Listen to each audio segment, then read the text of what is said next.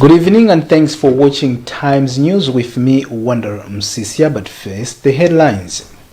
Ministry of Lands begins a forensic audit of decent and affordable housing subsidy program. Parliament adopts reports on misuse of the Constituency Development Fund and local councils' financial accounts. And Inkosi Yamakosi Gomani 5 encourages Malawians to receive the AstraZeneca vaccine. We have these and other stories. Please do stay with us.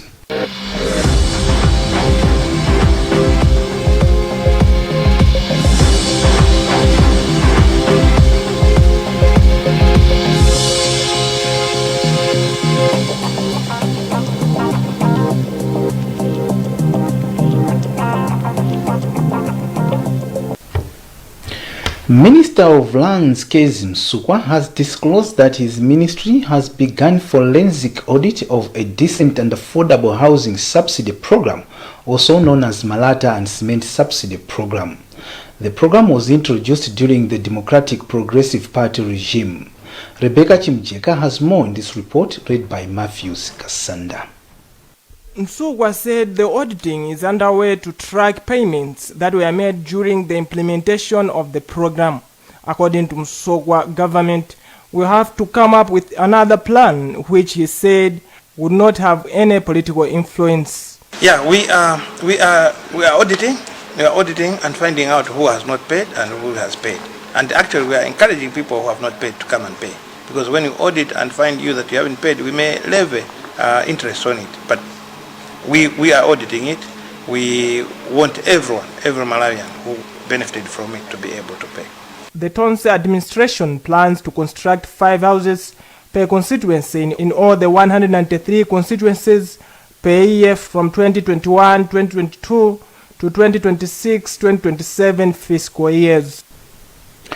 Parliament has adopted 2 reports on the misuse of Constituency Development Fund, as well as reports on the Auditor General on the accounts of local councils for the years of 2015 and 2016, as well as 2017 and 2018. The Public Accounts Committee presented the reports recently, and its chairperson Shadrick Namalomba said it is the wish of the committee to see the executive act on the recommendations made in both reports.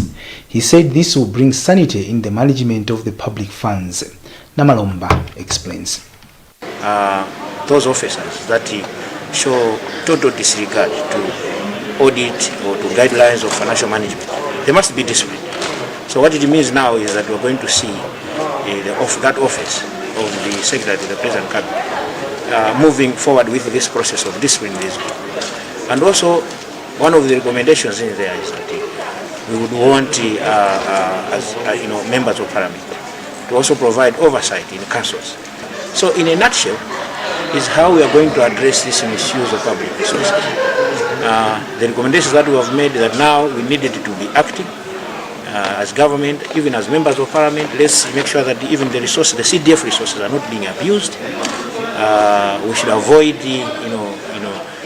cutting corners in the management of CDF. All those recommendations have been adopted. One of them is that now going forward, if there is going to be misuse of CDF resources by a member of Parliament, we shall now begin to name them. The Ministry of Labour has disclosed that its engagements with South African authorities to pay gratuity to 48,000 Malawian ex-mine workers are promising.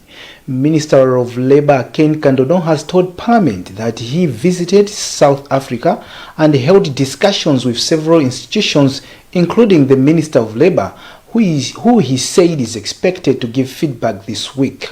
Matthews Kasanda has the details.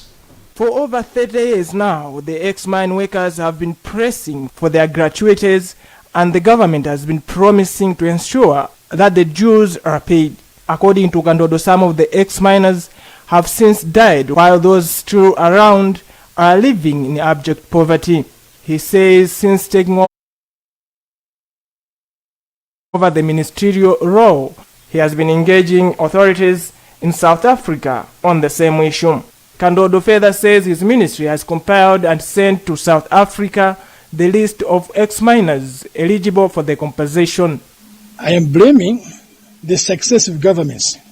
Well, this issue would have been easier to handle maybe in 1990, in 1994, in 2000, in 2004, and so on and so forth. But with the passage of time, of course, documents, they get misplaced. It becomes more and more difficult. But what I've done, I have put together the list of the ex-miners. So I've given this list. Then they should now organize payment for our ex-miners. The ex-miners' contracts were terminated in 1988. And hearing of a case in which former Mera Chief Executive Officer Collins Magalasi is answering charges of using 10 million kwacha from the organization to pay for delegates to the 2018 DPP convention faced a setback on Tuesday as senior resident magistrate Shailin Chirwa, who was presiding over the case, has been transferred to the Industrial Relations Court. The state had brought its sixth witness to the case on Tuesday. Tawonga Sabola has more in this report.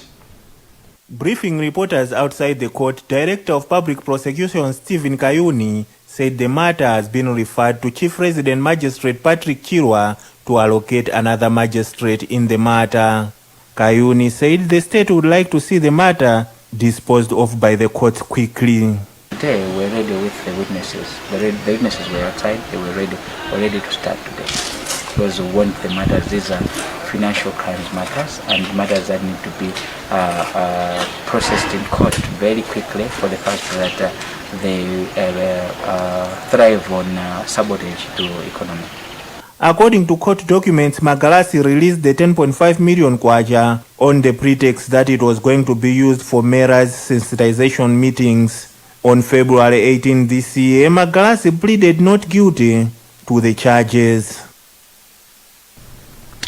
Inkosi Yamakosi Gomani 5 has received the AstraZeneca vaccine for immunization against COVID-19 at Mlambe Hospital in Blantyre. Gomani was accompanied by some members of his royal family, including his mother and wife, who also got their jabs. Gale Samati was there and has filed this report. Inkosi Yamakosi Gomani 5 said he opted to receive the vaccine in Blantyre because some of his relations are based in the city. Speaking after receiving the COVID vaccine, Gomani 5 said Malawians should borrow a leaf from the Act and receive the AstraZeneca vaccine. We know the importance of how it is to safeguard ourselves and our communities, all the people around us. The vaccine is one of those measures that will help with cutting the spread of COVID-19 within our communities, our nation and the world altogether. I would love to encourage everyone to get vaccinated because the vaccine will help to strengthen our immune system. On his part, Trust Kabira, who works as a clinician at Blantyre District Health Office, said Malawians should embrace the vaccine, adding that the DHO is offering assistance for any side effects that may arise. We are not sleeping, to be honest with you. We are working day and night, helping people. So far, so good. The vaccine has got some side effects. That no doubt about that, because it's something that is new in the body. When it is injected in the body, it's something that is new. So it has got a little bit of side effects, but not that severe to an extent that people should get afraid or should fear to say they shouldn't come and get the jab. So far, I can assure Malawians to say that we are working tirelessly to help them. Should there be someone or anybody having any complaint after receiving the jab, then we are at their disposal. As of Monday, at least 25,000 Malawians had received the COVID-19 vaccine, according to statistics provided by the Ministry of Health. You're watching News Times Television, TTV, and Times 360 Malawi, that's Facebook page. We'll be back after this short break.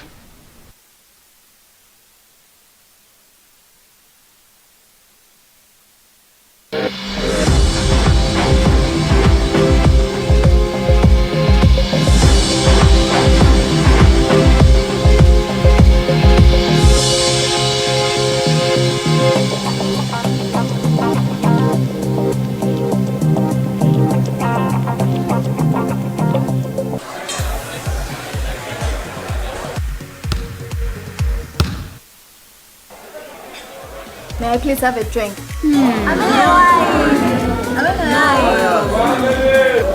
Give us a win.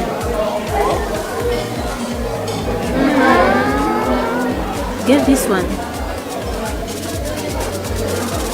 Winner kwa.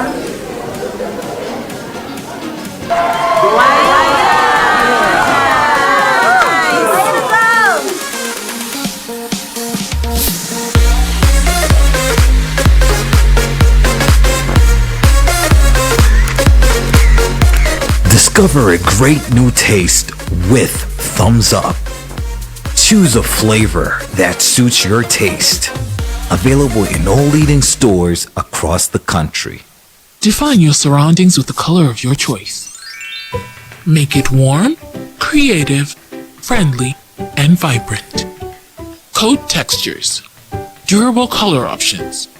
With up to 1,200 color shades to choose from. Be it economy range or premium range paints, innovative paint and color technology in every drop. Available in Blantyre, Build Africa and Limby Corner Mart Building, and in Nilongwe along M12 Road close to Gateway Mall. Tropical Paints, your world in color. To achieve great things in life, you must do little things every day, like the 1, 2, 3 with Colgate.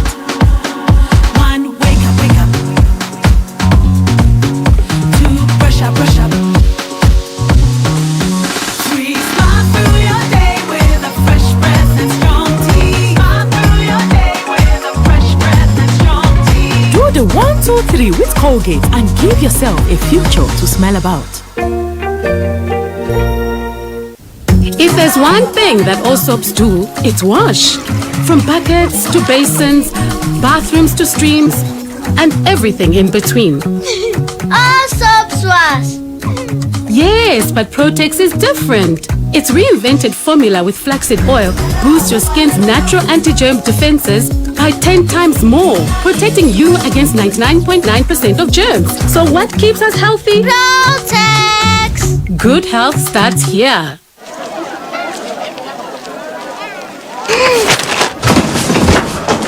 Do your gums hurt? Yeah. Does your toothpaste contain sage, eucalyptus, myrrh, chamomile? All that in one toothpaste? Yes, try Colgate Herbal. Colgate Herbal contains nature's best herbs and Colgate's fluoride technology to give you strong teeth and healthy gums. Colgate Herbal. Let's go. Colgate Herbal for strong teeth and healthy gums naturally.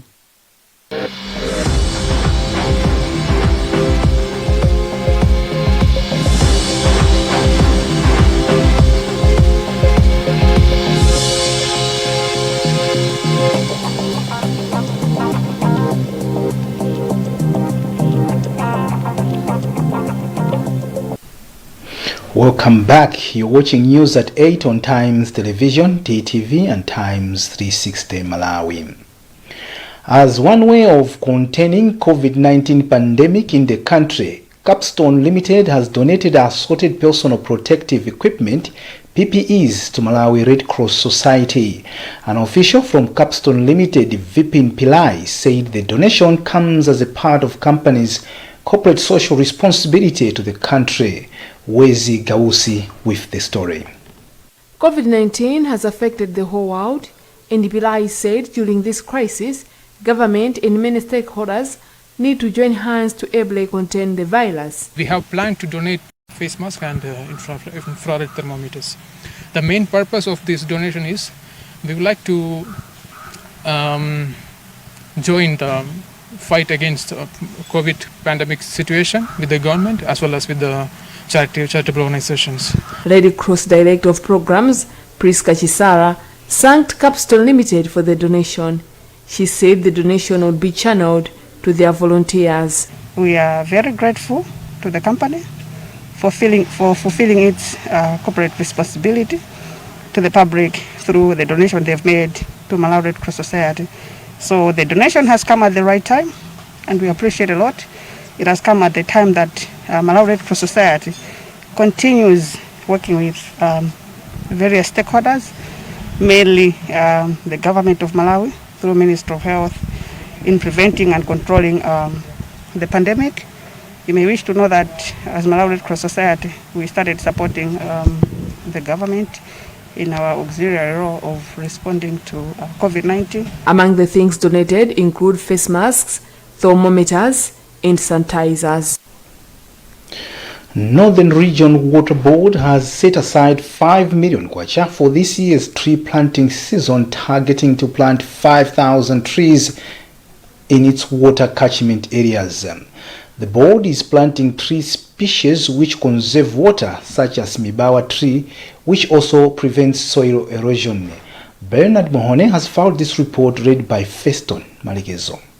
Northern Region Water Board Chief Executive Officer Engineer Titus Mtea made the remarks on Monday on the sidelines of the commemorations of this year's World Water Day. On this day, the board planted trees at Lunyango Dam, which is the main source of water supplying to over 200,000 people in Mzuzu City and Ekwendeni. Mtea said they target to supply potable water to all people in the city in the next 5 years. Our mandate is to supply water to the communities within the northern region of our country, and the water to us is life. So for us to sustain the supply of water within the region, one, we must make sure that our catchment areas are well protected, and the activity today is to plant trees around the Runyangwa River, which is the main source of the Mzuzu City and also Ekwendeni town. As you see around here, we planted quite a number of trees from last year. We know the board has expressed worry over continued encroachment and deforestation around Kaningina Forest, causing siltation of its Lunyango Dam. In her remarks, Northern Region Forest Officer Gloria Mlauzi said her office is tirelessly working on ending encroachment and charcoal burning in Kaningina Forest. Mlauzi disclosed that they have already dragged some encroachers to court and they are waiting for judgment. We have made awareness meetings. We have talked to the encroachers now and then. Until now, we are at a stage, a higher level stage, because the matter is in the court, waiting for determination so that we evict all the encroachers. We have done one part of the side of the road as we go to Nkatabe, to the left side, we have evicted them, but we are remaining with the right side. So the matter is in court. We are waiting determination by the courts. Apparently, Forestry Office in the Northern Region is targeting to plant 7 million trees, and according to Mlauzi, 78% have already been planted. Tree planting season was launched by President Lazarus Chakwera on December 16, 2020, and is expected to wind up next month. About 80 water, sanitation and hygiene organizations under the Water, Environment and Sanitation Network have expressed displeasure for being removed from the COVID-19 task force clusters. The organizations argue that they are still necessary, bearing in mind that hygiene through hand washing is an integral part of the preventive measures. Westnet chairperson Kate Harawa says there is also a lot to be done for Malawi to achieve the Sustainable Development Goal number 6, which promotes access of safe water to all people. As I said, it's been broken down to a number of other 6 targets, and one of those targets is basic access to safe water. This one must be achieved by all. And then there is another step to say safely managed. And personally, and as a network, we know that to achieve safely managed, for everyone else to have to be connected to water at their household level, it may be difficult. But at least basic access to safe water, which is that everyone else should have access to safe drinking water, where maybe she or he can walk a distance of less than half a kilometer within 30 minutes. That must be a must. It's a right. Water is a basic human right. If you consider the Maslow's hierarchy of needs, water is at the very bottom of the pyramid. Westnet chairperson Katie Harawa. There was no immediate comment from the task force. And in international news, the UN Refugee Agency calls Burkina Faso the world's fastest growing displacement crisis, with more than 1 million internally displaced people and counting. Among the displaced are some 140,000 disabled who struggle with discrimination, exploitation, and accessing aid, as Henry Wickens report from Kaya, Burkina Faso. Disabled internally displaced people, or IDPs, suffer disproportionately in Burkina Faso's war with local bandits, jihadist groups and other terrorists. Rachidatu Mega and her mother, Adjaratu, fled the town of Arbinda almost 2 years ago. Yes, it's difficult because she can't walk. I have to carry her all the time. It is because of her that we fled here, in fact. When terrorists began killing people outside their house, Adjaratu was left with an impossible choice: endanger the whole family and stay in the house, or run with the 5 children who could, leaving Rachidatu behind. The day of the attack, we ran and left her in the house. We went back later after the attack. Thankfully, her daughter had survived the terrorist raid, but Adjaratu knew they couldn't stay in the town any longer. Rachidatu says life has improved since they arrived in Kaya, a major humanitarian hub. Well, here is better because I'm healthy and I also get food. The leader of the host community where the Margas now live says he regularly sees IDPs with disabilities struggling more than others. I personally think it's good to support family members first, because they are the ones who care for them ultimately. I am not only talking about money, but anything that can help them, like a trade. The UN Refugee Agency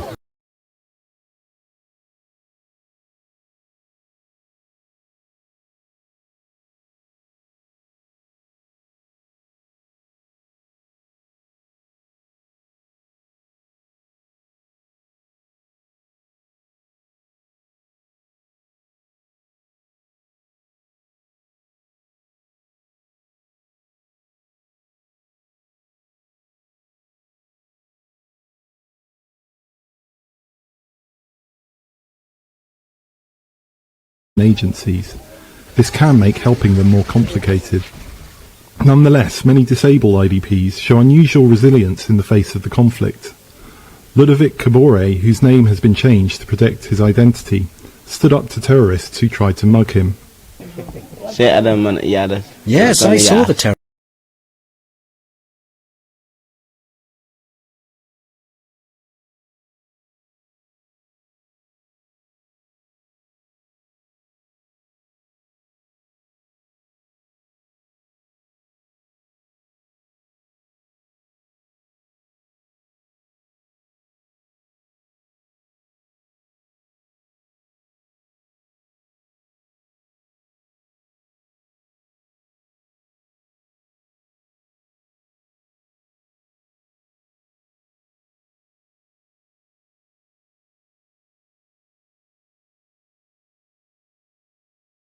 Malawians to receive the AstraZeneca vaccine.